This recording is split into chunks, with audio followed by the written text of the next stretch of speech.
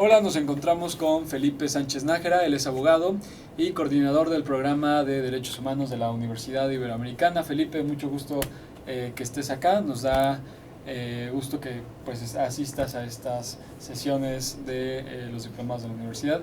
Y bueno, primero queremos entender un poco más qué son los derechos humanos, que sea fácil esto de entender para cualquier persona. Iniciamos primero con esa pregunta concreta: ¿qué son los derechos humanos? ¿Qué se entiende por ello? Sí, pues antes que nada muchas gracias por la invitación. Los derechos humanos, en términos generales, son prerrogativas inherentes a cualquier persona independientemente de su raza, su nacionalidad, sexo, y por prerrogativas entendemos dos dimensiones. La primera, la dimensión de las obligaciones, ¿no?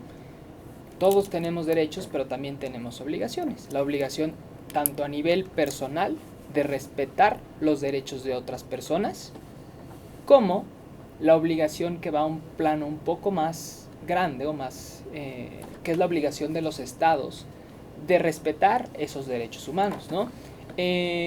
A lo largo de mucho tiempo ha surgido como un debate, ¿no?, respecto a qué son los derechos humanos y por qué son inherentes a las personas. Tenemos muy claro, por ejemplo, el tema en México, cuando ocurrió la polémica indiana, tú debes de recordarlo, en la conquista, cuando había un debate si las personas originarias de los pueblos en México eran considerados como personas o no, a la luz de las creencias o de las concepciones de las personas españolas que vinieron a México. Y un ejemplo fue, por ejemplo, Fray Bartolomé de las Casas, que durante esta polémica indiana consideró a estas personas como seres humanos, como lo que somos, ¿no? Y con sus propios derechos. Sin embargo, esta evolución se cristaliza en el año 1948 con la Declaración Universal de los Derechos Humanos. Parte de un contexto derivado de la Segunda Guerra Mundial, donde las naciones hacen un pacto en donde dicen, pues nosotros reconocemos que somos seres humanos y que tenemos ciertos derechos inherentes a nosotros mismos. Por lo tanto, firman esta Declaración Universal haciendo el compromiso de respetar los derechos humanos de todas las personas del mundo independientemente de sus características, ¿no? Y así es un poco como surge el tema de los derechos humanos con el que nos encontramos actualmente hasta nuestros días. Sin embargo, está teniendo un problema, ¿no? Que no sé si sean vinculantes la Declaración de los Derechos Humanos. Existen diversos tipos de instrumentos a nivel internacional. Existen los instrumentos denominados como soft law y los instrumentos denominados como hard law. ¿Qué son los instrumentos de soft law? Los instrumentos de soft law son como la Declaración Universal de los Derechos Humanos, en principio, que actualmente ya se considera vinculante por otro tipo de cuestiones, pero los instrumentos de soft law surgen como pactos entre los estados, los cuales no los obligan a asumir ciertos compromisos. Por otro lado están los instrumentos de hard law, donde siempre encontramos principalmente a los tratados internacionales. En estos tratados internacionales, los estados se adhieren o los ratifican para asumir ciertos compromisos, ciertas obligaciones vinculantes, es decir, que deben de cumplirse bajo cualquier circunstancia y deben de utilizar los medios necesarios para el cumplimiento de estas obligaciones contenidas en el tratado internacional. En el caso mexicano, si no me equivoco, tienen incluso están arriba de las leyes federales. Pues en México la jerarquía normativa adquirió una nueva concepción o una nueva constitución derivado de la reforma constitucional a los derechos humanos. Te explico muy brevemente. A partir de la reforma, la Constitución y los tratados internacionales en materia de derechos humanos son la norma suprema. Estos tratados internacionales están a la par de la Constitución siempre y cuando sea en materia de derechos humanos. En caso, por ejemplo, de que existiera una ley, una norma, una disposición en la Constitución y en el tratado que regularan el mismo tema, lo que se tiene que hacer es que la autoridad que lo aplica decide utilizando la norma que más proteja los derechos humanos. Entonces, hasta cierto punto, si el tratado internacional contiene una norma muy protectora de derechos humanos o más protectora que en la Constitución, pues la que se aplica es la del tratado. Están estos dos, después las leyes federales, las leyes locales al mismo nivel que las leyes federales y demás ordenamientos, ¿no? Muy bien, y regresando al tema en general de los derechos humanos, ¿qué características o principios tendrían? Sí, muy brevemente, los principios que rigen a todos los derechos humanos, en principio podría decirse el de universalidad. ¿Qué es la universalidad? Que todas las personas tienen derechos humanos, ¿no? Independientemente de cualquier característica, todas las personas, por el simple hecho de ser personas, tienen derechos humanos.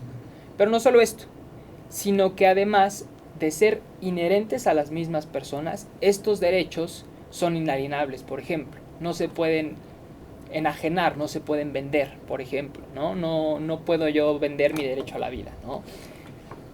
También opera un principio que se denomina el principio de progresividad. ¿Qué significa ese principio de progresividad? Que cuando un Estado reconoce, porque es muy importante aclarar que el Estado mexicano, por ejemplo, no otorga derechos. Los derechos yo, por ser humano, los tengo y el Estado reconoce su existencia para después implementar mecanismos para protegerlos. Entonces la progresividad implica que una vez que un Estado reconoce un derecho, no puede posteriormente, con una ley, con un decreto o con una política, decir que ya no existe. Un claro no ejemplo. Se puede ir para atrás. No puede irse para atrás, exactamente. Un claro ejemplo podría ser la prohibición a la pena de muerte en México, ¿no? Ya se ha reconocido por el Estado que la pena de muerte es violatoria al derecho a la vida y por lo tanto no puede ser aplicada bajo ninguna pena, bajo ningún delito, bajo ninguna circunstancia. Una ley que quisiera, por ejemplo, aplicar la pena de muerte en vez de privar de la libertad a una persona, iría en contra del principio de progresividad y por tanto no podría aplicarse. Y un último, la interdependencia de los derechos humanos, ¿no? Los derechos humanos están interrelacionados e interconectados. No puedes entender un derecho sin la existencia del otro. Y muchas veces el desarrollo de uno implica también el desarrollo o el mejoramiento de otro. Por ejemplo, si yo tengo un mejor acceso al agua limpia, agua potable, pues evidentemente también mi derecho a la salud se vería beneficiado por esta protección al derecho al agua limpia, ¿no? Por ejemplo. Muy bien. ¿Qué tipos de derechos humanos podríamos decir que existen? Sí, en muy grandes rasgos podemos clasificarlos como derechos civiles y políticos, que parten del Pacto Internacional de los Derechos Civiles y Políticos, y dentro de esta categoría podemos encuadrar, por ejemplo, el derecho a la propiedad, el derecho a la libertad, el derecho a la propiedad privada, el derecho a ser iguales ante la ley, y por otro lado están los derechos económicos, sociales, culturales y ambientales. Estos se encuentran contenidos en el Pacto Internacional de los Derechos, en el Pacto de los Derechos Económicos, Sociales y Culturales, y tienen otra dimensión. Estos son, por ejemplo, el derecho a la alimentación, el derecho a una vivienda digna, el derecho a la salud. Y bajo estas circunstancias, bajo esta clasificación, es que los estados tienen distintas obligaciones para proteger unos u otros. Es muy importante aclarar que los derechos no son absolutos, es decir, admiten ciertas limitaciones justificadas. Por ejemplo, el derecho al libre tránsito, el derecho a la libre movilidad, podrían admitir cierto rango de limitación siempre y cuando estos fueran justificadas. También hay veces que un derecho llega a chocar con para el cumplimiento de otros derechos. Sí, justo en ese tipo de situaciones es cuando puede haber una limitación. Normalmente lo que ocurre es que un juez podría determinar mediante lo que se denomina un test de proporcionalidad cuál es la afectación de cada uno de los derechos en esta relación y siempre decidirá a muy grandes rasgos, porque es un proceso muy largo, pero siempre decidirá basándose en la opción que menos daña a las dos partes en la disputa, ¿no? En este choque de derechos, siempre decidirá buscando la mayor protección y el menor daño a las personas, ¿no? Pero podríamos hablar de que hay una jerarquía en los derechos humanos entonces para decidir cómo decidiríamos, por personas vulneradas. No hay una jerarquía de derechos humanos. Los derechos humanos, independientemente de que, por ejemplo, el derecho a la vida se considera un presupuesto para todos los demás derechos. Para el ejercicio, ¿no? Sí, no existe una jerarquía. Sin embargo, existen ciertos grupos poblacionales a los cuales el Estado debe de implementar ciertas medidas específicas para su protección. Por ejemplo, los niños, niñas y adolescentes, ¿no? se parte de una presuposición de que podrían estar en un mayor estado de vulnerabilidad y el Estado debe de protegerlos particularmente, o las personas con discapacidad. Y hasta cierto punto hay medidas que debe de tomar el Estado para proteger a estos en particular, por ejemplo, acciones afirmativas, medidas que toma el Estado para la atención de diversos grupos, como podrían ser las rampas para personas con discapacidad o los vagones del metro exclusivos para mujeres, ¿no? Partiendo de esta especial vulnerabilidad, pero de las personas en sí, y no porque un derecho valga más o valga menos que otro. Ya que estamos hablando de las obligaciones del Estado con los derechos humanos, justo pues, podemos profundizar en eso ya para cerrar.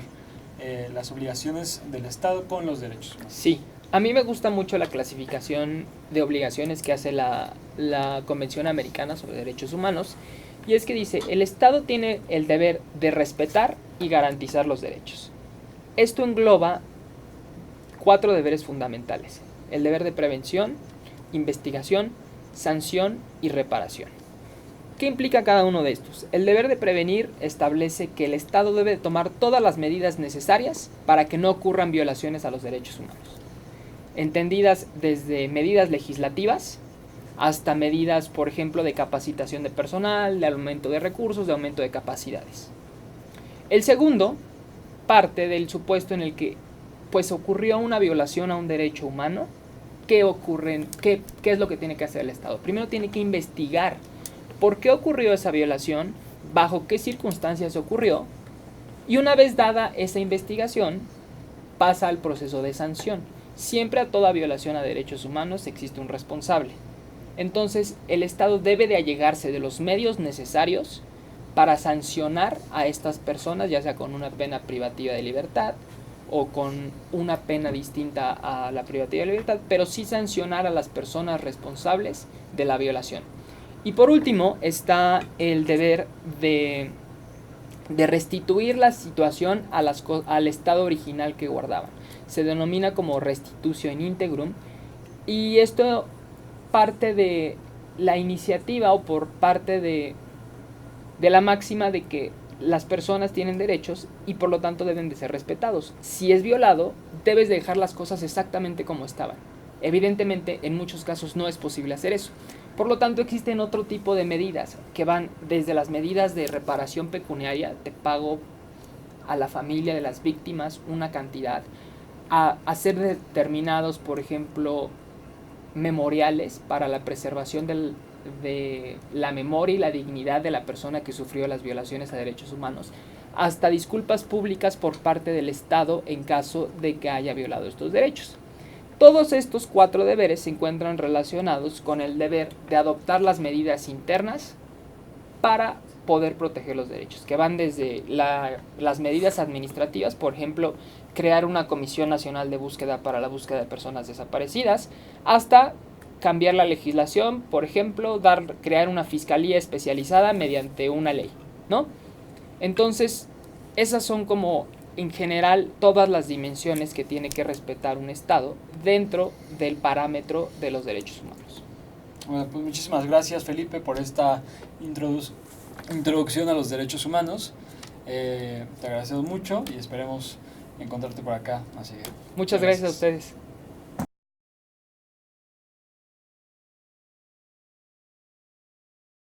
Bueno, pues mi nombre es Jorge Ruiz, yo soy integrante del programa de Derechos Humanos de la Universidad Iberoamericana y voy a hablarles un poco sobre la situación y los retos que enfrentamos en el país en materia de violaciones a los derechos humanos, ¿no? ¿Cuál es la situación y el diagnóstico que tenemos? A principios de 2007, cuando inició la guerra contra el narcotráfico con la administración de Felipe Calderón y que pues desafortunadamente ha continuado con la administración de Enrique Peña Nieto y ahorita con el gobierno de Andrés Manuel López Obrador, ¿no? De violaciones a los derechos humanos, sobre todo hay que entender cuál es la gravedad que estamos atravesando en diferentes regiones y qué tipo de violaciones estamos observando, ¿no? Primero, las que nos preocupan más, por supuesto, son las que en el derecho internacional de los derechos humanos conocemos como las graves violaciones a los derechos humanos, que esas son en general ejecuciones extrajudiciales, tortura y desapariciones forzadas, desaparición forzada de personas.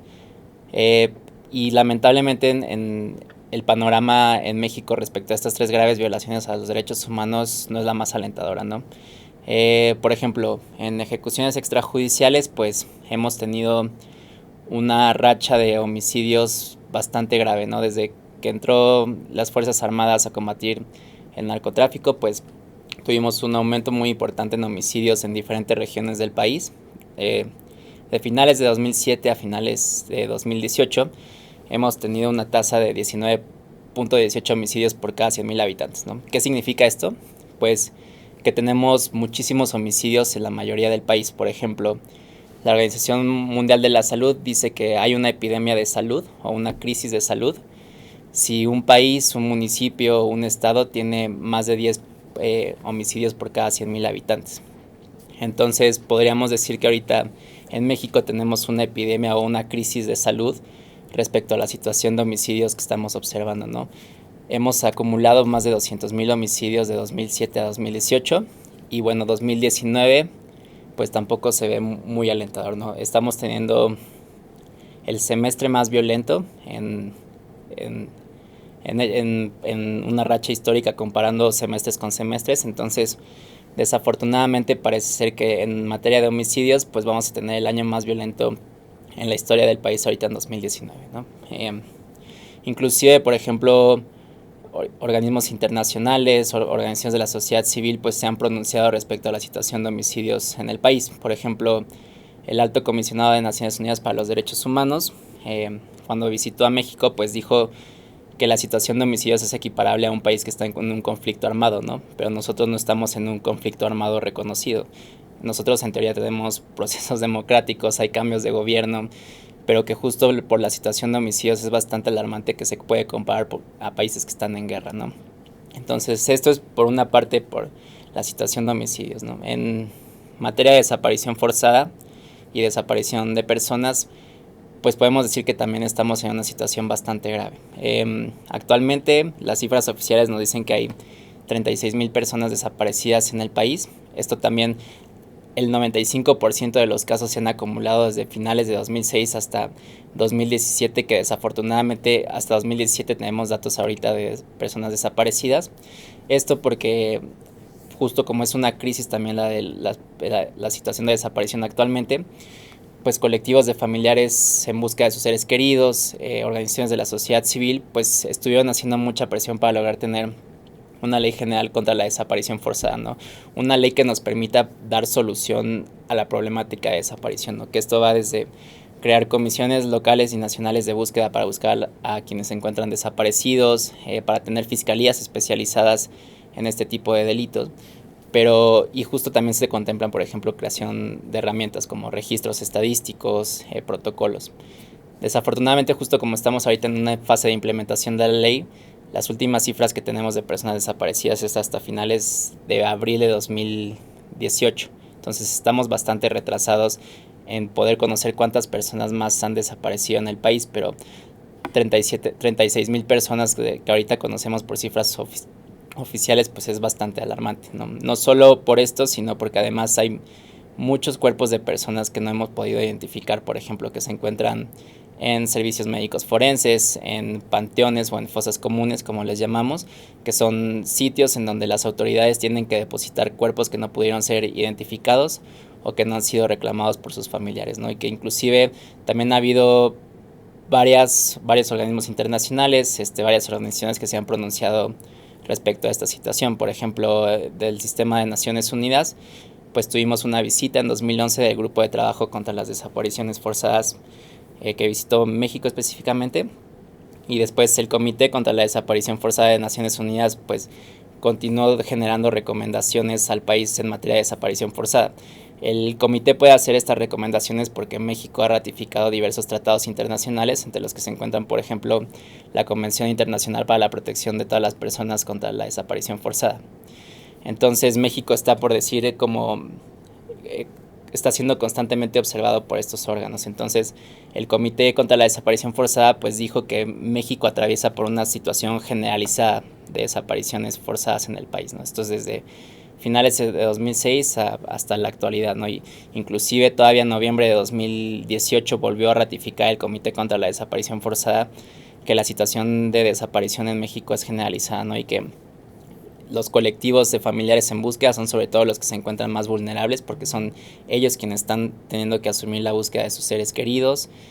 No todas las autoridades están capacitadas, inclusive pues cuando hablamos de desaparición forzada es porque se presume que en los casos de desaparición forzada pues también participaron autoridades, ¿no? Ya sea de forma directa o en aquiescencia o tolerancia de particulares que hicieron la desaparición, ¿no? Entonces, pues esto es respecto a la segunda grave violación de derechos humanos, lo que estamos atravesando en el país.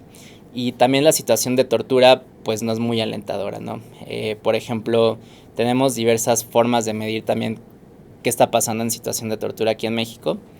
Y por dar una cifra, 60% de las personas que están ahorita en centros penitenciarios dicen haber sufrido algún tipo de violencia al momento que fueron detenidos o posteriormente al ser presentados, por ejemplo, al Ministerio Público o inclusive ya trasladados a una prisión.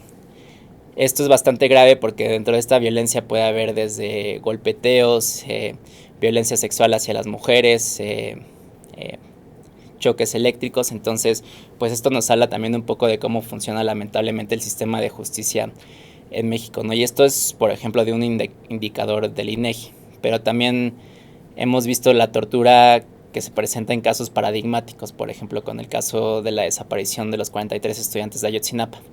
No solo es un caso de graves violaciones respecto a la desaparición de los normalistas, sino que también las investigaciones judiciales no se han llevado de la forma adecuada, porque se ha presentado evidencia por parte, por ejemplo, del Grupo Interdisciplinario de Expertos Independientes, el GIEI, o después la Oficina del Alto Comisionado de Naciones Unidas para los Derechos Humanos, que justo las pruebas y la evidencia todas, bueno, no todas, pero en su mayoría han sido fabricadas con posiblemente tortura de los detenidos, ¿no?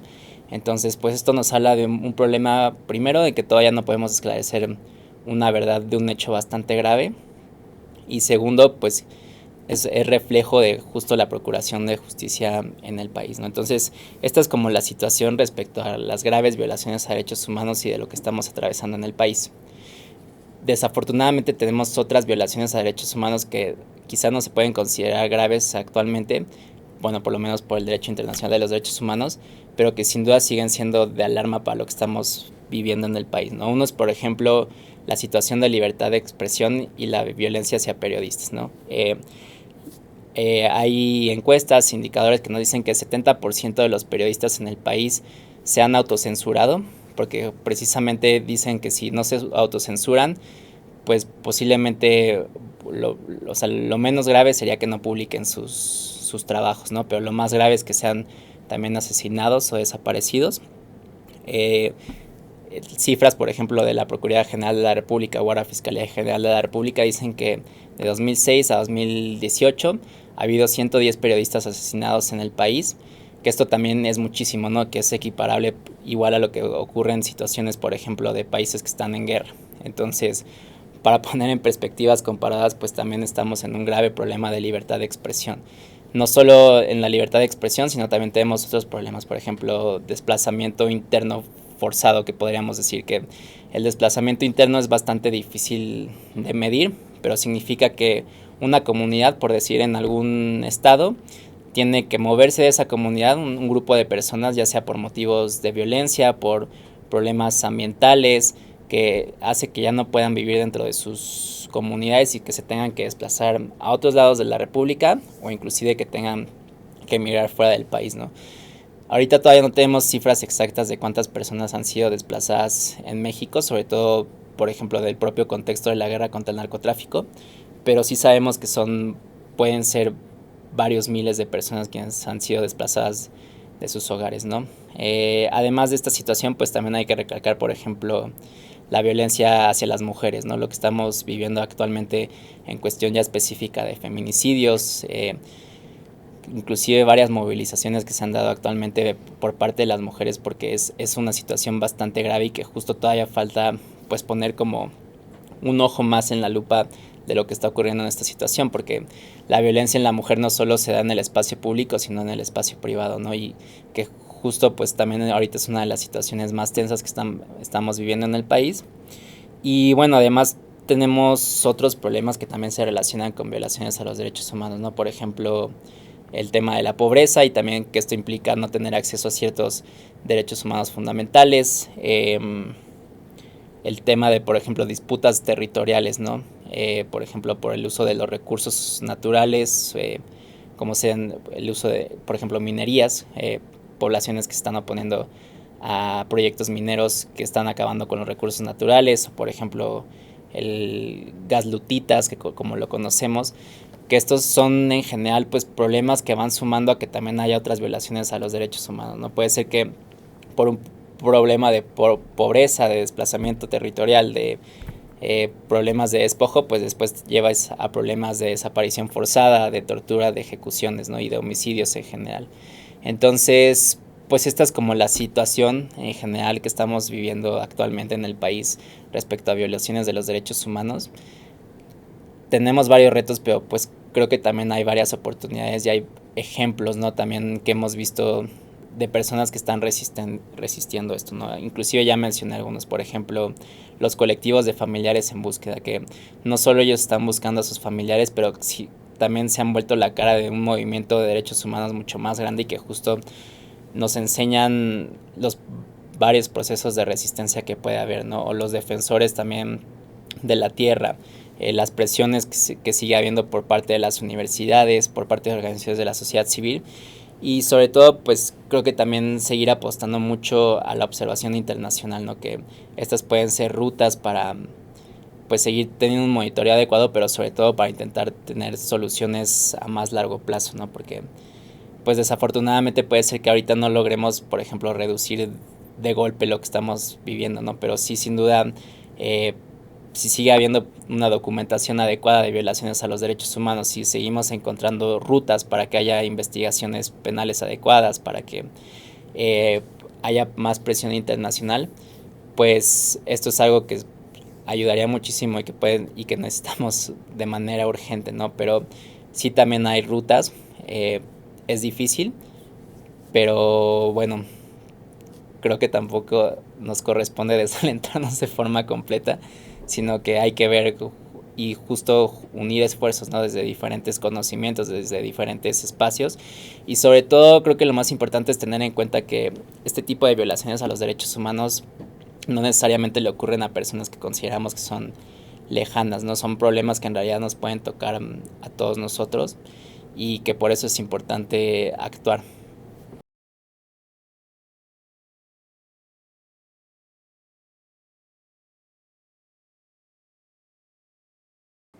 ¿Por qué promover los derechos humanos?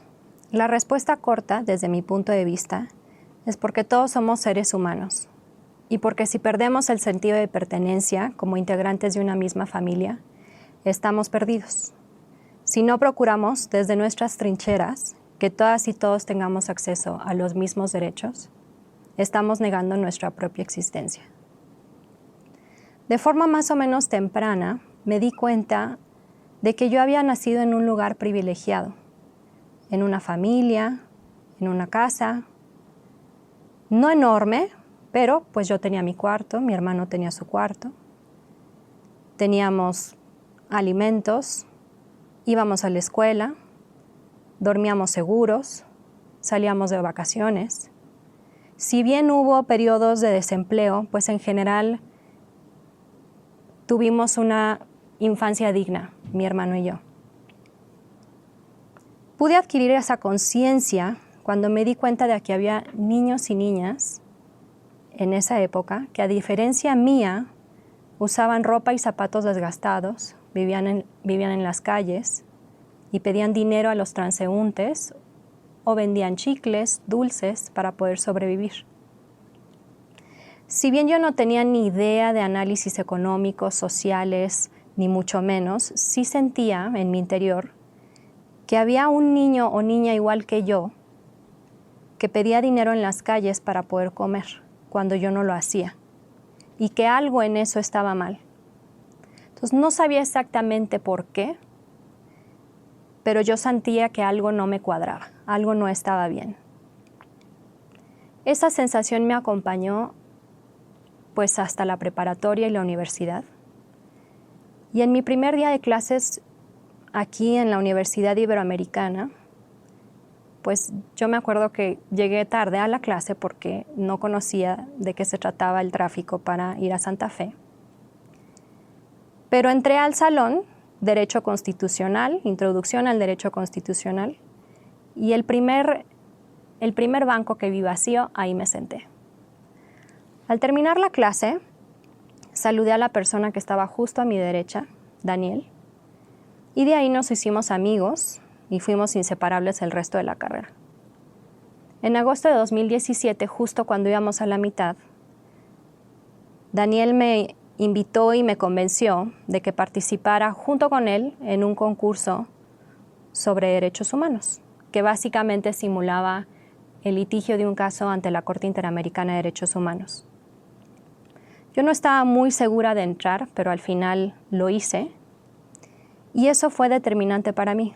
Resultó ser determinante porque de alguna manera en los derechos humanos encontré ese recipiente, esa estructura en la que yo podía depositar esa inquietud que me había acompañado desde entonces y que me permitió de alguna forma darle cauce, darle forma y perseguir esa inquietud ya con un medio específico.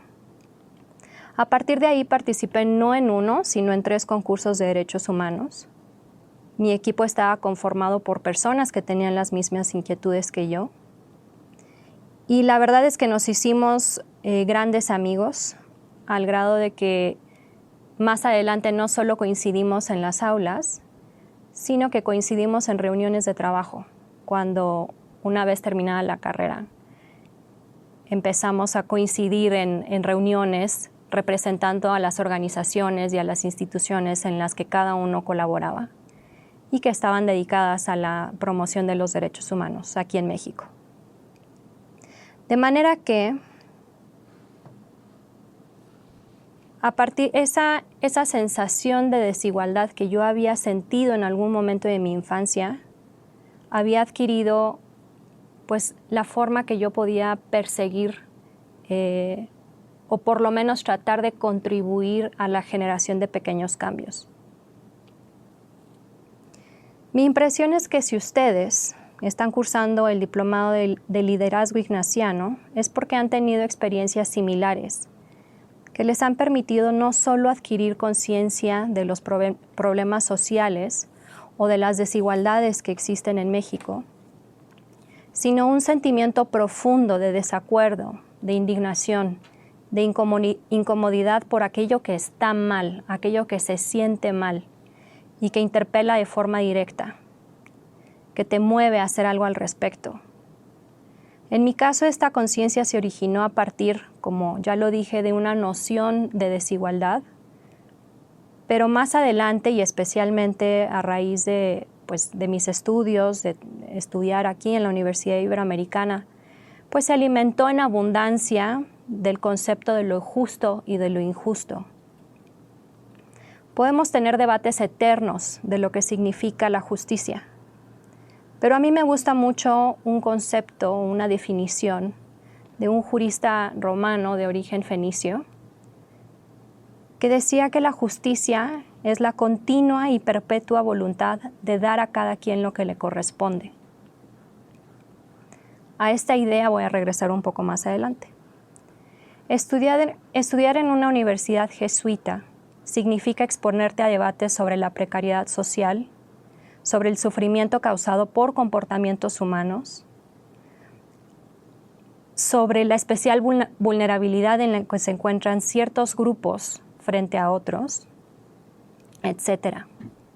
Entonces, estudiar relaciones internacionales en la Universidad Iberoamericana para mí significó, y por eso quise estudiar aquí y no en ninguna otra universidad, tener una orientación humanista, es decir, centrada en las personas y todo aquello que le afecta a las personas. Tratar de encontrar soluciones a los obstáculos que impiden a niños, a niñas, a jóvenes o a las personas en general, como yo,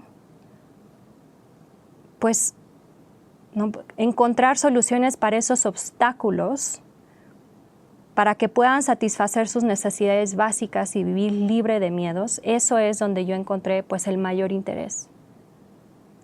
Yo decidí abordar este reto, este interés, esta inquietud, pues desde la óptica del derecho internacional de los derechos humanos, que por un lado es un conjunto de normas que reconocen todo aquello que le corresponde a las personas, es decir, el alimento, la vivienda, la educación, servicios de salud, trabajo, libertad de creencia, de religión, de expresión, seguridad personal, el derecho a no ser torturado, abusado, abusada sexualmente, el derecho a no ser desaparecido.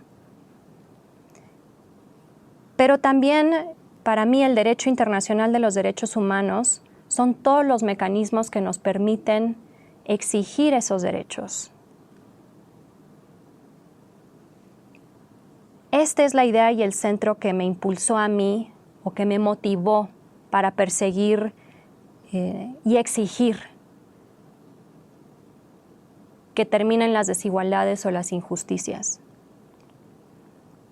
Estoy convencida de que el mundo es mejor gracias al reconocimiento del derecho internacional de los derechos humanos, sus normas, sus instituciones, estos mecanismos de exigencia, pero también de los movimientos sociales que por décadas se han dedicado a promover estos derechos. Y hay nuevas evidencias que apuntan a eso, es decir, al aporte, a la contribución de los derechos humanos para prevenir o para eliminar desigualdades, para procurar que las personas vivan libre de miedo. Eso no quiere decir definitivamente que no haya problemas diversos en muchas regiones del mundo, incluyendo en nuestro propio país, pero creo que debemos seguir trabajando en eso. Ahora bien, especializarme en esto como una rama del derecho fue una decisión personal derivada de otras decisiones y circunstancias. Pero no quiere decir que todas y todos tengan que ser abogados. Eso no es un requisito sine qua non para poder promover los derechos humanos. Por supuesto, sí requiere conocer algunos conceptos básicos sobre a qué tenemos derecho, cuáles son los medios para exigirlos, cuáles son las obligaciones de los gobiernos, de los órganos gubernamentales frente a esos derechos y, bueno, cuáles son esos mecanismos para lograr una mayor protección. Pero ante todo, creo firmemente que requiere dejarnos tocar por la experiencia de otras personas. Y aquí quiero subrayar la trascendencia que tuvo, al menos para mí, y seguramente para ustedes, esas experiencias previas que les permitieron adquirir conciencia sobre desigualdades o sobre injusticias. Esas son las que, de alguna manera, esas experiencias, las que nos exponen al sufrimiento de otras personas, pues que creo que sí son necesarias para poder reivindicar y promover los derechos humanos. Y eso, creo, es un aspecto trascendental de estudiar en una universidad jesuita o de estudiar un diplomado sobre liderazgo a partir del enfoque que le da una universidad como la Universidad Iberoamericana. Porque solamente podemos hacer una pequeña diferencia en el mundo, solamente podemos hacer contribuciones si nos acercamos lo suficiente a las otras personas, si nos permitimos conocer las formas en las que las personas nos alegramos y sufrimos frente a las diversas circunstancias en las que nos encontramos o frente a las formas en las que nos violan nuestros derechos. Solamente ese acercamiento, esa exposición, es la que nos permite construir empatía. Es decir, lograr la conexión profunda que nos permite sentir la alegría y el sufrimiento de otras personas. Eso es lo que nos hace seres humanos. Ser conscientes de nuestro entorno y sentir lazos afectivos que nos unen como personas y que por lo tanto nos obligan a movernos, a buscar soluciones por los problemas que nos afectan a todos. Ese sí creo que es un requisito y una razón para promover los derechos humanos. Yo decidí dedicarme a los derechos humanos porque esa es la forma en la que yo encontré para mantenerme conectada con mi propia humanidad. Más allá de eso, con mi propia espiritualidad y sentido de trascendencia. Ahora bien, yo encontré en el derecho internacional de los derechos humanos el medio para contribuir a uno de estos preceptos de Ulpiano, es decir, darle a cada quien lo que le corresponde. Pero eso no quiere decir que ese es el mismo camino o formas o medios que deben tomar todas las personas. La pregunta central es ¿cuál es el medio de ustedes para contribuir a que todas las personas tengan una vida libre de miedos? Esa es una pregunta que solamente ustedes se pueden responder. Es una decisión que ustedes van a tener que tomar, un camino que ustedes van a tener que buscar y ante todo siempre estar convencidos de que pueden hacer una diferencia. Eso creo que es lo principal. Muchas gracias.